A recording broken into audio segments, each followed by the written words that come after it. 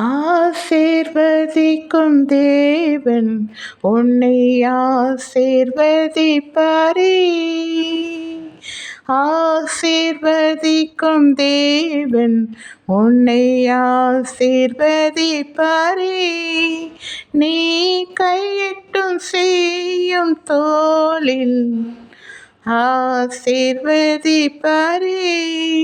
நீ போகையிலும் உன் வருகையிலும் ஆசீர்வதிக்கும் தேவன் உன்னை ஆசீர்வதிப்பாரே. நீ கற்பத்தின் கனியும் தேவன் உன்னை ஆசீர்வதிப்பாரே. நீ பட்டணத்திலும் உன்னை ஆசீர்வதிப்பாரே.